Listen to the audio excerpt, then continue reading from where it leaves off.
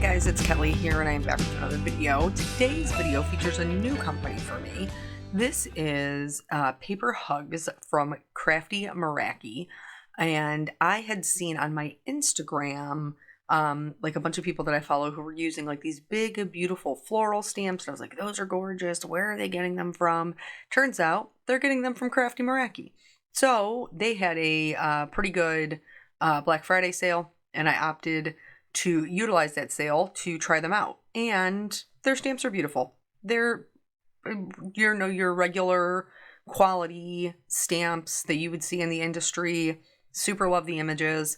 But the interesting thing about them is they are not just their own brand. They're very much like a Honeybee Stamps or an Allen Hudson, where they're like a full craft store, and they carry other brands, and they just happen to have their own brand as well, which I think is super cool, because I have heard from other people in the industry, like where they've had complaints and things about other companies that they've ordered from, and so maybe if you're one of those people, this may be a company that will fill your needs. But I just bought their branded stamp sets because I like their images and wanted to try them. So what are we doing today? Today, we are looking at how we can stretch our stamps by simply changing the environment that our focal point is in. So this stamp set is adorable, obviously. Love these flowers. And it's very clearly some flowers inside an envelope. But instead of being flowers inside an envelope, I thought, how cute would this be as like a little, like almost like a mailbox next to a door, like a little flower planter that hangs. And so I ran with that idea, and that's going to be like switch up the look and be able to put them in a scene, so that I can make a card that is definitely my style and still have some really like regular, I don't want to say regular, like it's run of the mill. That's not what I mean. But like just something different from your usual card design by putting them into a scene and taking them from flowers in an envelope to flowers in a mailbox. So what you have seen me do is I am drawing out kind of my background, and once I do it in pencil and I'm happy with the way that it looks, then I go in and do it with a alcohol safe pen. The ones I use are EK Success journaling pens, but they're hard to come by. So you can use Copic multiliners or microns, and any sort of fine liner that is safe for alcohol inks. Something to note while we are watching me do this. So the reason that I had to draw my siding on an angle is because it had to match the angle of my stamp. But then I drew my door and I did not angle my door. This isn't super apparent as we're doing just the outline, but it becomes super apparent after all of my lines are in place. And I'm like, that looks hinky. It shouldn't look like that. Why does it look like that? The reason it looks like that is because all of my siding is on an angle to match the angle of my mailbox. That makes sense, right? And then I drew the door perfectly straight. And so fortunately for me, so this is just me going back in and erasing my pencil lines.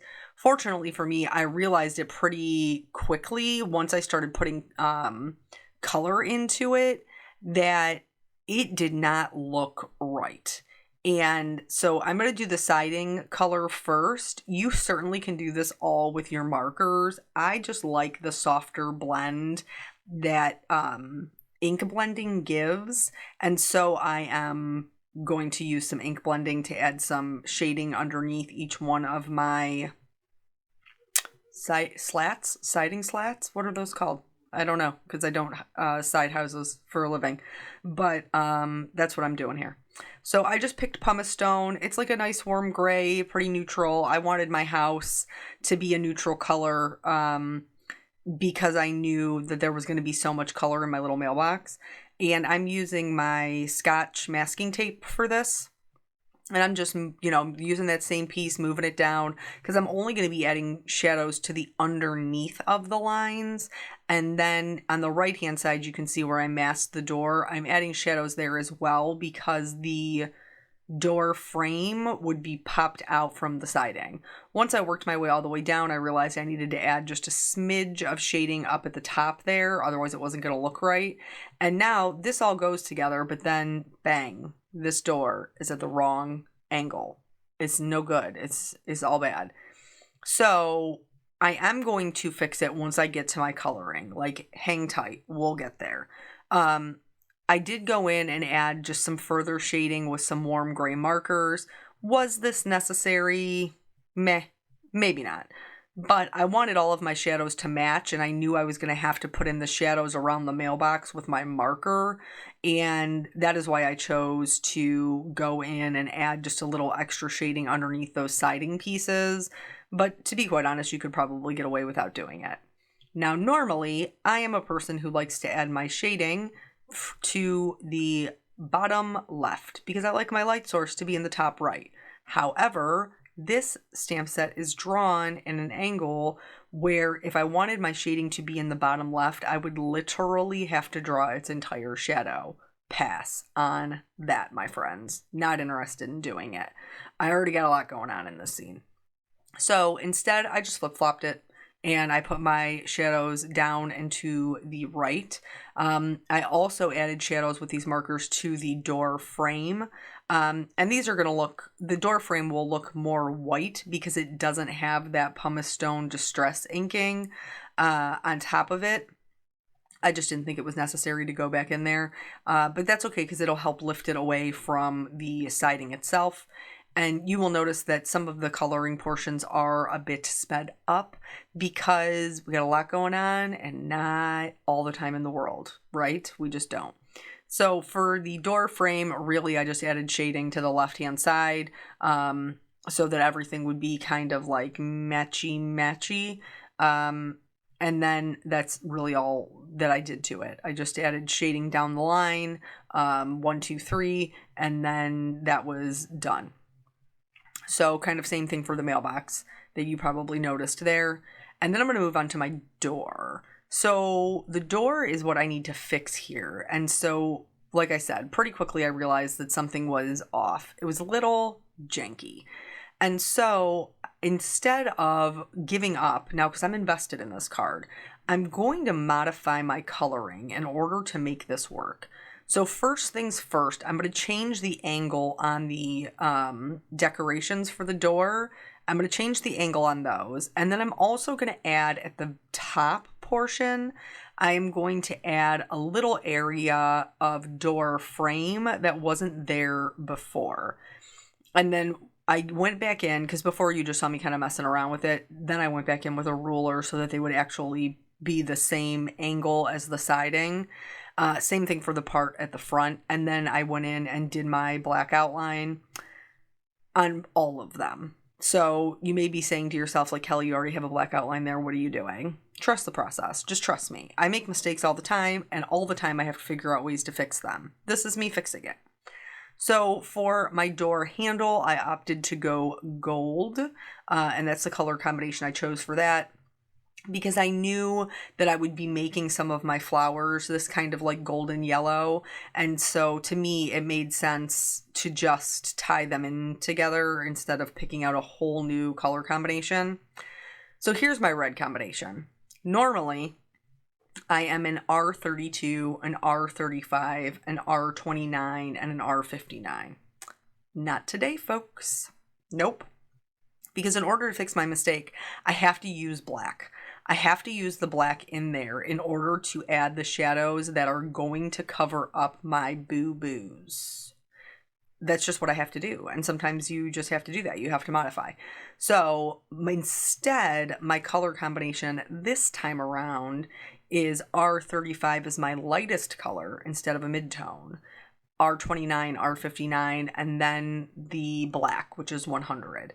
So it does make my door a bit darker than I would normally do my red combination, but it's still very clearly red after we're all said and done, and the shadows do cover up my lines that were drawn in error, even though I've already inked them in. So if you make an error, if you make a mistake, And some people say, you know, there's no mistakes, there's only crafty accidents. I believe that there are mistakes, but there are many, many, many crafty lessons to be learned from our mistakes.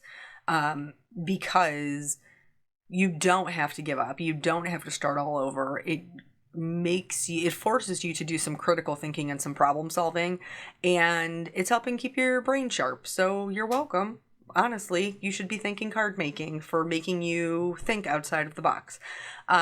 So here now you can see that my angles are more correct, better. My angles are better. They're more accurate, maybe is a good way to put it. And like I said, it does make my door a little darker than normal, but nothing that would lead you to believe that it isn't red. It is still very clearly, even though it is dark, it is red. And so once those are all filled in, nobody will be any the wiser except for me and you that I drew them wrong to begin with. So just filling in my lightest color. I'm going over the areas where I want it to be lightest, but I'm also going over everything else because Copics are transparent, and I'm trying to pick up a little bit of that ink to make it a little less dark in the middle. While I was doing that, I got some ink on my little doorknob. I could not find my zero marker. In order to lift this ink, you don't necessarily need a zero. I'm just going to go in with my lightest color, which is this YO2, and clean up that red and scribble off the extra onto some scrap paper. And so if you can't find your zero marker, like me, sometimes my child comes into my craft room and makes off with my items, and then I find him in his bedroom like 2 days later. Or maybe you're just a messy crafter, which I am also. You can use other things besides a colorless blender to still remove color. Here, what we're doing is we're mapping. You guys know, if you watch my videos, that I'm a big proponent of this, especially if you have a lot going on in an image. Mapping and putting down your lightest color is going to help you, first of all, know everything that needs to be colored. Second of all, it's going to help you achieve a good balance because you'll be able to see all of the things and where maybe you need more of something, where you need to create that visual triangle. I don't like boring greenery. I like a lot of different colors in my greenery. And so I am going to be doing some teal. I am going to be doing some yellow green. And then because there just is so many leaves in this, which is really pretty, I'm not complaining. I also decided that in addition to the yellow green combination that I picked out, I was also going to use yellow itself on some of the leaves and combine that with the other yellow-green colors to give me a different look. These berries kind of gave me fits because they're right in the middle, and I decided that I was going to try to make them blue but with like a purple backdrop, and that didn't really work out, but you'll see how I fix that when we get there. For the mailbox is navy. Nobody is surprised here. We know we love the blue. We're big fans of blue here. But you could do that black. You could do it gray. You could do it white if you wanted to. There's all kinds of colors that you could make this mailbox. I would have actually think it would have been really pretty red, but I already had a red door going on.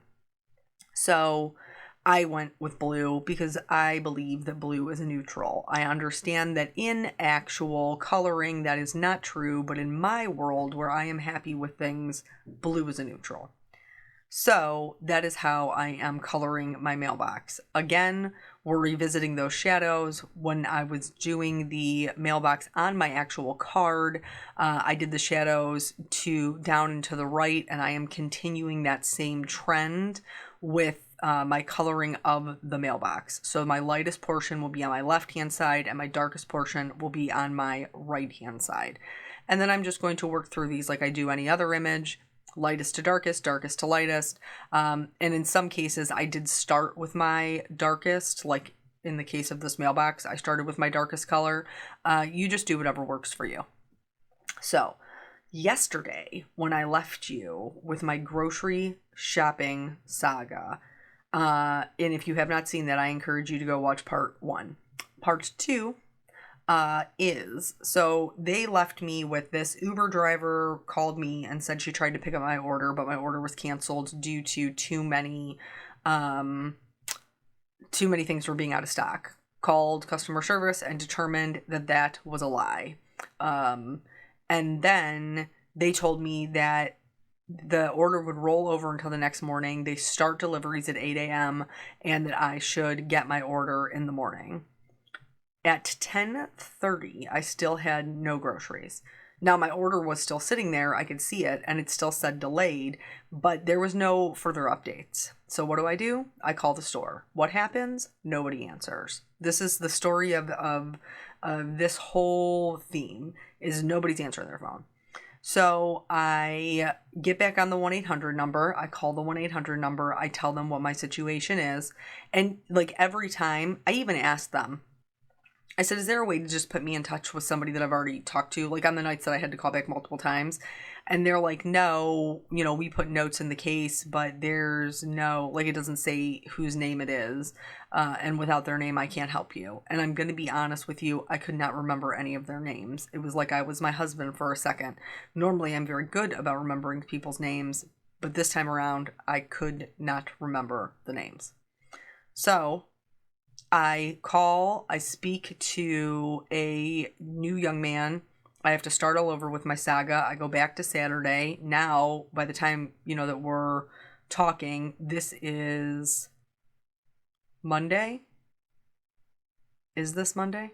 Yeah, because at this point, I've canceled my grocery order once at 10 o'clock when they never came. I reordered it the next morning. They still didn't come. So now we're on day 3. Sorry. This is just, it's crazy.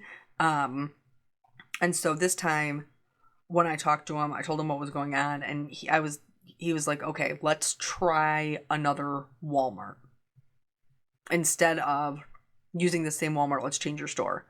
And I was like, my dude, I cannot change my store because I just type in my address and it assigns me a store. He's like, yep, I get that. I will change the store in your account. And I'm like, okay. So he's like, but in order to do that, I have to cancel your order. And I was like, yes, but if you cancel my order, are you canceling out my 20% comp of my order that you previously offered me?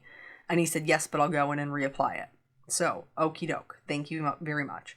So he cancels my order. He reorders my groceries. He goes through, applies my 20% discount, which I do have to check and see that went through. And then he was like, they should come today between 5 and 6.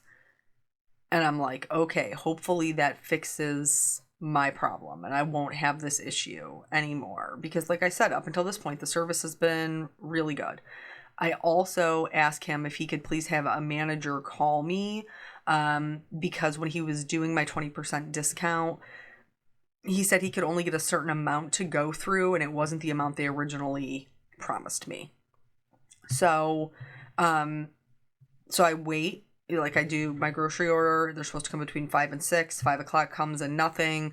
5:30 comes and nothing. At 5:45, I get another email that says my groceries are going to be delayed.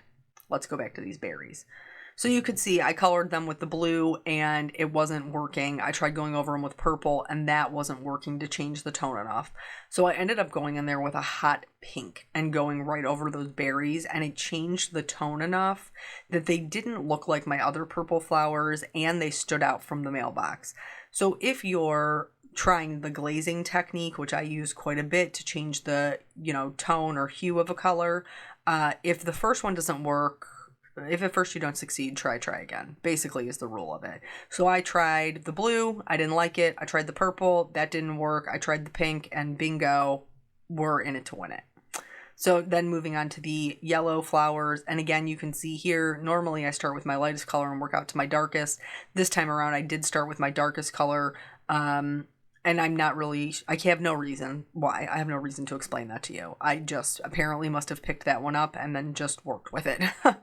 So I get an email that it's delayed, and this time I'm not going to wait until 8 o'clock at night. I'm going to call right away because I'm hoping that I can get another driver assigned to me. And so I call. The lady is very nice. I go through the whole thing all over again. And she was like, yeah, they're not answering the phone at the store. This is a new store, by the way. totally new store. It's just like they're not answering the phone by the store and I can't make them. So the best thing that you can do is just wait your 2 hours. And if they still don't come, then call me back. And in my head, I'm like, but when I call you back, you still aren't going to be able to get a hold of anybody at the store and I'm still not going to have any groceries. Like, that is my situation. So and I apologized to her. I said, listen, I'm sorry that you are getting like the short end of the stick on this, because literally everybody in customer service was super nice and very helpful. But nobody could fix my problem. And my problem was I am now like $150 deep in comp money from Walmart. Like I have $150 in gift cards to spend at Walmart, but I'm like 5 hours into telephone conversations and I still have no groceries. So I was like, listen, I don't want you to count my stuff. I just want my groceries. That is what I want. And she was like, yeah, you just got to wait the 2 hours. So I wait the 2 hours and they don't come within the 2 hours, but they did eventually come. So after 4 days, Saturday, Sunday, Monday, Tuesday night, we finally got groceries. Now let me tell you this. So funny and wasteful. So in this grocery order that now we've canceled and reordered, and like I said, the Walmart, the guy in customer service was doing my reordering for me. There's some of the things like I think there were 2 things because we had to switch stores that were out of stock, that were unavailable. One of them was my coffee creamer. My coffee creamer is always out of stock, and thankfully I have a mother and 2 sisters who were fantastic, and when they are out and about shopping, they always look for it for me, and sometimes random creamer just shows up at my house, and I am indebted to them because I need my coffee creamer to survive my life. So Eric the groceries come right, of course, as we're getting ready to eat dinner, and he was like, it's 32 degrees. If they sit on the porch for a minute, like, it'll be fine. We'll just finish eating and then we'll get the groceries. So I'm on the couch with Caitlin. He's going to get the groceries. Back to the card. So here, this is the matching die for this. I'm going to cut it out and then I will adhere it to my card. And then I will begin the process of coloring it into my scene before I move on to my sentiment. So, we go out and get the groceries. I'm hanging out with Caitlin in the family room while he's putting the groceries away.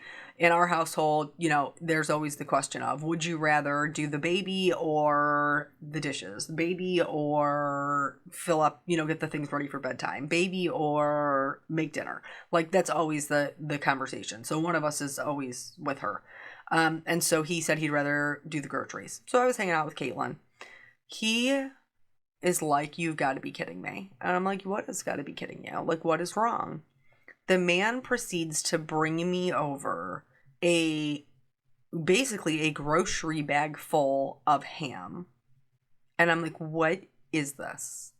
And he was like, this is 7.5 pounds of deli ham. But why?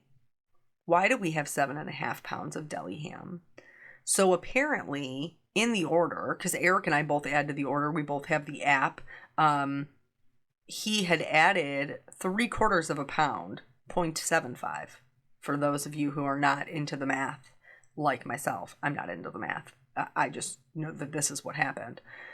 0.75 pounds of ham into our cart. At some point or another, when somebody was reordering it, it went from 0.75 to 7.5. I have so much ham, y'all.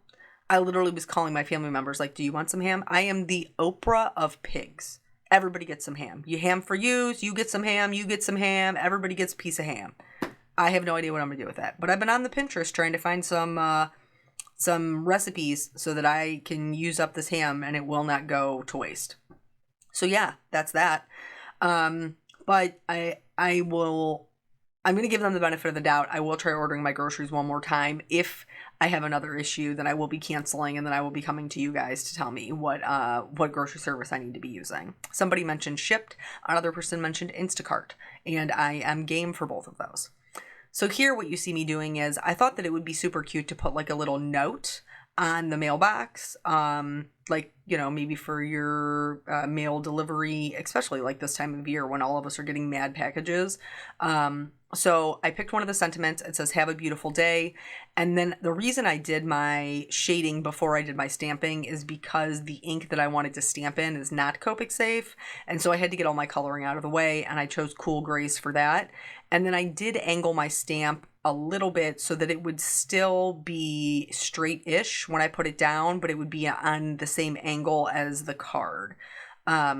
And then to adhere it, I'm going to put adhesive, like glue on the top of it. And then I'm going to pop up the bottom with a piece of foam tape so it looks like it is sticking out from the mailbox. I actually do have a note on my front door. It does not say have a beautiful day. It says, do not ring bell, baby sleeping. And do you know what still happens? My son's friends, who apparently are too young to read yet, they still ring the bell.